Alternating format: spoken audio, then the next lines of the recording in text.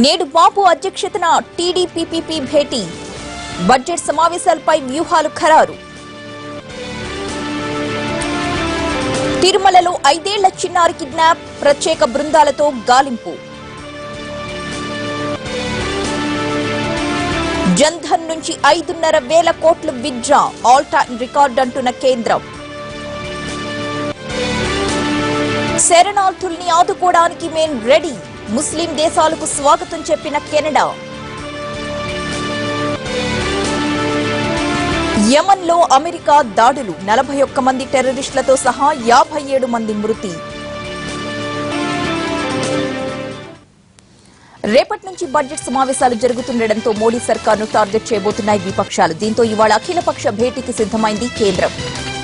రేపటి నుంచి parliament budget సమావేశాలు ప్రారంభం కానున్నాయి. ఈ నేపథ్యంలో సమావేశాల్లో అనుసరించాల్సిన వ్యూహాన్ని ఖరారు చేసే పనిలో పడింది టీడీపీ. ఆ పార్టీ జాతీయ అధ్యక్షుడు చంద్రబాబు అధ్యక్షతన ఎంపీలు భేటీ కానున్నారు. బడ్జెట్ సమావేశాల్లో ఎలా వ్యవహరించాలి అనే అంశంతో పాటుగా రాష్ట్రానికి రావాల్సిన నిధులను ఎలా సాధించుకోవాలి అనే అంశాలపై కూడా చర్చించే అవకాశం ఉంది. అలాగే ప్రత్యేక హోదా, ప్యాకేజీకి సంబంధించిన అంశాలపై టీడీపీలో చర్చ జరగనుంది.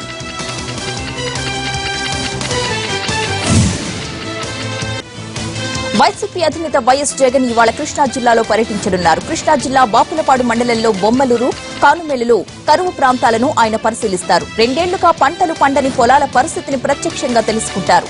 తెగులుతో నష్టపోయిన మినుము పంటలను పరిశీలించిన అనంతరం అక్కడి రైతులతో భేటీ అవుతారు వైఎస్ జగన్.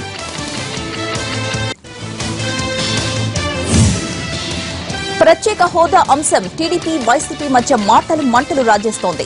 విశాఖలో తలపెట్టిన దీక్షతో మొదలైన రాజకీయం రసవత్తరంగా సాగుతోంది. అభివృద్ధిని అడ్డుకోవడమే వైసీపీ ధ్యేయమంటోంది టీడీపీ. అసలు టీడీపీ పాలనే అబద్దాలు, అసత్యాలమయమని ఆరోపిస్తోంది వైసీపీ.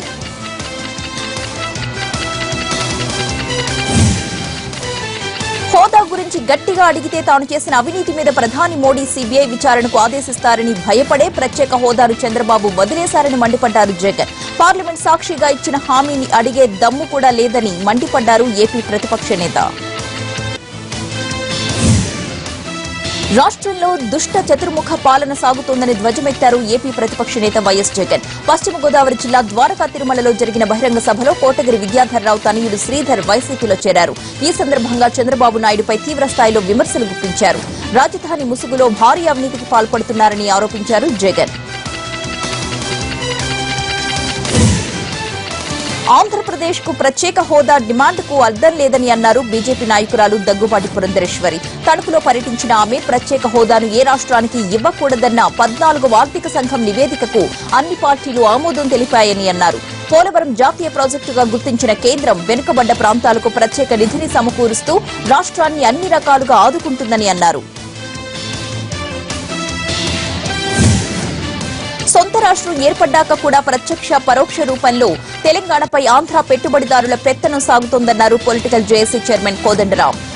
హైదరాబాద్ లో జరిగిన తెలంగాణ విద్యావంతుల వేదిక డైరీ ఆవిష్కరణ కార్యక్రమంలో ఆయన పాల్గొన్నారు. మిషన్ కాకతీయ, మిషన్ భగీరథలో కాంట్రాక్టర్లు ఎక్కువగా ఆంధ్ర వారే ఉన్నారని ఆరోపించారు. ప్రభుత్వ కాంట్రాక్టులు తెలంగాణ వారికి ఇవ్వాలని డిమాండ్ చేశారు. కేసీఆర్ దీనిపై నిర్లక్ష్యం చేస్తే తెలంగాణ రాష్ట్ర సాధన లాంటి ఉద్యమం తప్పదని హెచ్చరించారు. తెలంగాణ ఐక్య ఉపాధ్యాయ ఫెడరేషన్ డైరీ క్యాలెండర్ ను హైదరాబాద్ ప్రగతి భవన్ లో సీఎం కేసీఆర్ ఆవిష్కరించారు. ఉద్యోగ సంఘాల నేతలు హాజరయ్యారు. తెలంగాణ ప్రభుత్వం ఉద్యోగుల సంక్షేమం కోసం చేపట్టిన పథకాలను వివరించారు సీఎం. ఈ కార్యక్రమంలో మంత్రి హరీష్ రావు, ఎమ్మెల్సీలు పల్లా రాజేశ్వర్ రెడ్డితో పాటు టీయూటీఎఫ్ రాష్ట్ర అధ్యక్షులు సి స్వామిరెడ్డిలు కూడా పాల్గొన్నారు. తెలంగాణ వ్యాప్తంగా త్వరలో 40 కిడ్నీ సెంటర్లను ప్రారంభిస్తామన్నారు వైద్య ఆరోగ్య శాఖ మంత్రి లక్ష్మారెడ్డి. హైదరాబాద్ గాంధీ ఆసుపత్రిలో అగర్వాల్ సమాజ్ ట్రస్ట్ సహకారంతో కిడ్నీ సెంటర్, మంచినీటి ప్లాంట్ ను ఆయన ప్రారంభించారు. డయాలసిస్ రోగులకు ఉచితంగా జీవితకాలం మందులు సరఫరా చేస్తామన్నారు మంత్రి. ఒక్క సర్కార్ మాత్రమే అన్ని చేయలేదని, దాతలు, వ్యాపారులు ప్రభుత్వానికి సహకరించాలని విజ్ఞప్తి చేశారు. పాస్పోర్ట్ల జారీల నిబంధనలు సరళతరం చేస్తున్నట్లు చెప్పారు విదేశీ వ్యవహారాల శాఖ కార్యదర్శి జ్ఞానేశ్వర్ మూలే. జిల్లా కేంద్రాల్లో కూడా పాస్పోర్ట్ ఆఫీసుల ఏర్పాట్లకు శ్రీకారం చుట్టినట్లు వెల్లడించారు. కలకత్తా తరువాత హైదరాబాద్ లోనే ఎక్కువ పాస్పోర్ట్ల జారీ జరుగుతోందని తెలిపారు. దళారుల బారిన పడకుండా ఈ మదర్, ఈ మైగ్రేట్, ఈ సదర్లను ప్రవేశపెట్టినట్లు జ్ఞానేశ్వర్ తెలిపారు.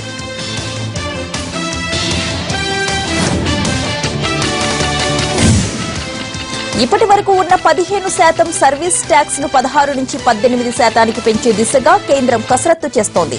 బుధవారం పార్లమెంట్ లో ప్రవేశపెట్టే బడ్జెట్ లో కేంద్ర ఆర్థిక శాఖ మంత్రి అరుణ్ జైట్లీ ఈ మేరకు ప్రతిపాదించే అవకాశం ఉంది. త్వరలోని అమలు కానున్న జీఎస్టీకి అనుగుణంగా ఉండేందుకు సర్వీస్ ట్యాక్స్ కూడా పెంచనున్నారు. జీఎస్టీలో 5, 12, 18, 28% మేర స్లాబ్స్ ఉండాలని కేంద్రం ఇప్పటికే నిర్ణయించింది. దీన్ని దృష్టిలో పెట్టుకుని సర్వీస్ ట్యాక్స్ పెంచనున్నారు. విమాన ఛార్జీలు, హోటల్, ఫోన్ బిల్లులు భారంగా మారతాయి. 5 రాష్ట్రాల ఎన్నికల నేపథ్యంలో నగదు విత్డ్రా పరిమితిని పెంచాలన్న ఈసీ విజ్ఞప్తిని ఆర్బీఐ తోసిపుచ్చింది. ఎన్నికల్లో ప్రచారానికి ఖర్చులుంటాయి కాబట్టి అసెంబ్లీ ఎన్నికల్లో పోటీ చేస్తున్న అభ్యర్థులకు రిలాక్సేషన్ ఇవ్వాలంటూ ఇటీవలే ఆర్బీఐకి ఈసీ లేఖ రాసింది. ప్రస్తుతం బ్యాంకుల నుంచి వారానికి 24,000 రూపాయలు ఇస్తూ ఉండగా అభ్యర్థులకు 2 లక్షల రూపాయలు తీసుకునేందుకు వెసులుబాటు కల్పించాలని కోరింది. అయితే ఇప్పుడున్న పరిస్థితుల్లో పరిమితి పెంచడం కుదరదని ఆర్బీఐ స్పష్టం చేసింది. దీంతో ఆర్బీఐ తీరుపై ఎలక్షన్ కమిషన్ ఆగ్రహం వ్యక్తం చేస్తోంది. పన్ను ఎగవేతదారులపై ఐటీ శాఖ సీరియస్ గా దృష్టి పెట్టింది. ఎక్కువ సంఖ్యలో పాన్ కార్డులు తీసుకుని వాటి ఆధారంగా పన్ను ఎగవేస్తున్న వారిపై కొరడా జులిపించేందుకు సిద్దమైంది. ఇప్పటికే నోట్ల రద్దు తర్వాత బ్యాంకులు, పోస్టాఫీసులు ఐటీ రిటర్న్స్ ద్వారా వచ్చిన సమాచారాన్ని విశ్లేషించే పనిలో పడింది. ఎక్కువ సంఖ్యలో పాన్ కార్డులు తీసుకున్న వారి వివరాలు సేకరించి చర్యలు తీసుకునేందుకు రంగం సిద్దం చేసింది ఐటీ శాఖ. దీని ద్వారా ట్యాక్సులు కట్టే వారి ఫుల్ డీటెయిల్స్ ప్రిపేర్ చేసి పన్ను ఎగవేతదారులపై చర్యలు తీసుకోవాలని భావిస్తోంది.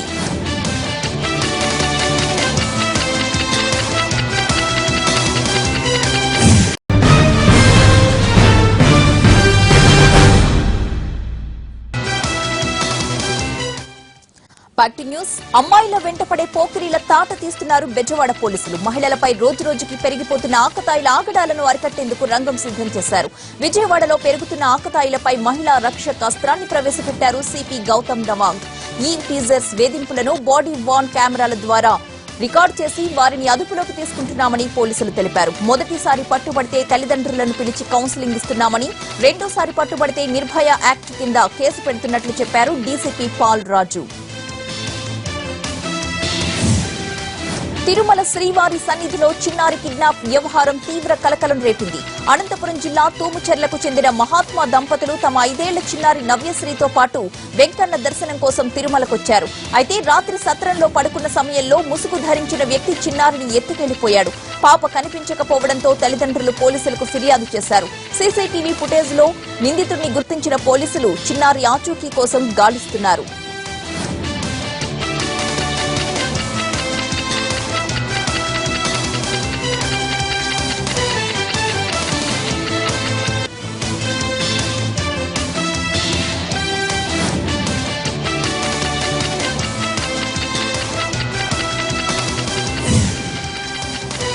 బోరబండ హబీబ్ ఫాతిమా నగర్ లో దారుణం చోటు చేసుకుంది. సొంత మామ సలీం ను కత్తితో తీవ్రంగా గాయపరిచాడు అతని మేనల్లుడు కలీం. రాత్రి ఇద్దరు కలిసి మద్యం సేవించారు. ఆ తరువాత కొద్దిసేపటికి కుటుంబ విషయాల్లో ఇద్దరి మధ్య గొడవ రావడంతో కలీం ఇంట్లో నుంచి కత్తి తీసుకొచ్చి మామ సలీం ని పొడి చేశాడు. తీవ్ర గాయాల పాలైన సలీం ను ఆసుపత్రికి తరలించారు స్థానికులు. ప్రస్తుతం సలీం పరిస్థితి విషమంగానే ఉంది. ఘటనా స్థలానికి చేరుకున్న పోలీసులు క్లోజ్ టీం ఆధారాలను సేకరించారు. పరారీలో ఉన్న నిందితుడు కలీం కోసం పోలీసులు గాలిస్తున్నారు. శ్రీకాళహస్తిలో రాజగోపురం వద్ద చివరి రోజు అతిరుద్ర మహాయాగం ఘనంగా జరిగింది. ఈ యాగంలో రామ్దేవ్ బాబా, టీటీడీ చైర్మన్ చదలవాడ కృష్ణమూర్తి పాల్గొని పూజలు నిర్వహించారు. 10 రోజుల పాటు ఎలాంటి ఆటంకాలు లేకుండా నిర్వహించిన అతిరుద్ర మహాయాగంలో వేలాది మంది భక్తులు పాల్గొన్నారు.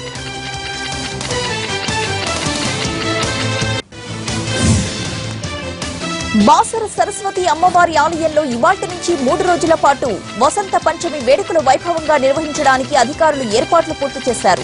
సరస్వతీదేవి జన్మదినోత్సవం సందర్భంగా పిల్లలకు అక్షరాభ్యాసం చేయించేందుకు వివిధ ప్రాంతాల నుంచి వేల సంఖ్యలో ప్రజలు బాసరకు వస్తుంటారు. దీంతో అక్షరాభ్యాస మండపాలు చిన్నారులతో నిండిపోతాయి. ఇక అక్షరాభ్యాసం, దర్శనానికి ప్రత్యేక బారికేడ్లు కూడా ఏర్పాటు చేశారు. ఆలయ ఉద్యోగులు, IIIT విద్యార్థులు, మిషన్ బాసర సభ్యులు వచ్చే భక్తులకు సేవలందిస్తున్నారు. పంజాబ్ లో రాజకీయం రసకందాయంలో పడింది. మూడోసారి అధికారంలోకి వచ్చేందుకు అకాలీదళ్, బీజేపీ కూటమి తీవ్రంగా శ్రమిస్తున్నాయి. కాంగ్రెస్ గట్టి పోటీ ఇస్తోంది. 4 ఎంపీ సీట్లు గెలుచుకున్న ఆమ్ ఆద్మీ పార్టీ అంతర్గత పోరుతో సతమతమైపోతోంది. అటు అకాలీదళ్ కు రెబెల్స్ బెడద పట్టుకుంది. దీంతో ఎన్నికలకు మరో వారం రోజుల సమయం కూడా లేకపోవడంతో పంజాబ్ పాలిటిక్స్ హీటెక్కుతున్నాయి.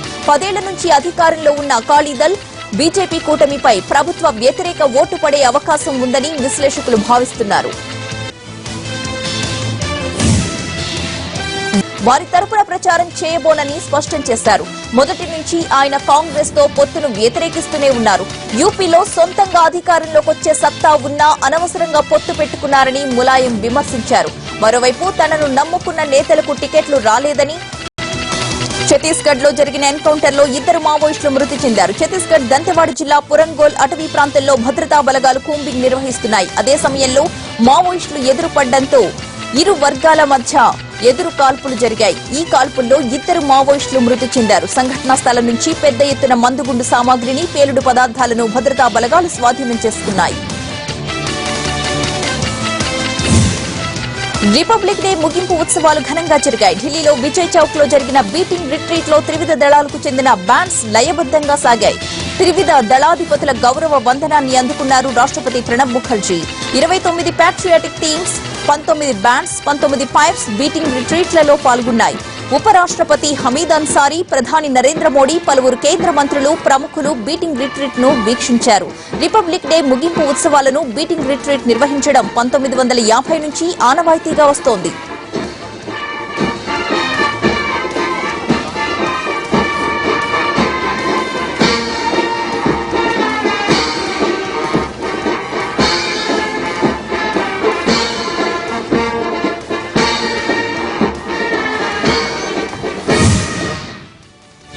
ఢిల్లీ రాష్ట్రపతి భవన్లోని నార్త్ సౌత్ బ్లాక్లు విద్యుత్ వెలుగులతో దగదగా మెరిసిపోయాయి. బీటింగ్ రిట్రీట్ కార్యక్రమం సందర్భంగా వివిధ రకాల లైటింగ్స్ ఏర్పాటు చేశారు అధికారులు. విద్యుత్ వెలుగుల జిగేలులతో పరిసరాలన్నీ చూడముచ్చటగా కనిపించాయి.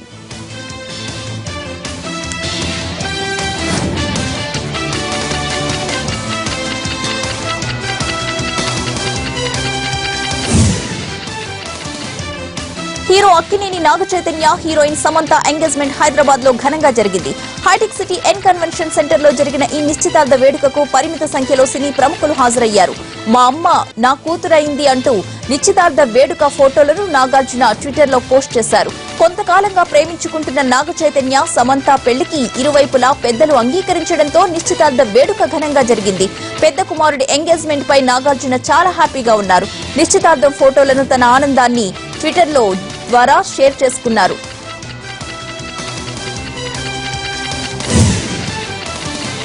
ఇవి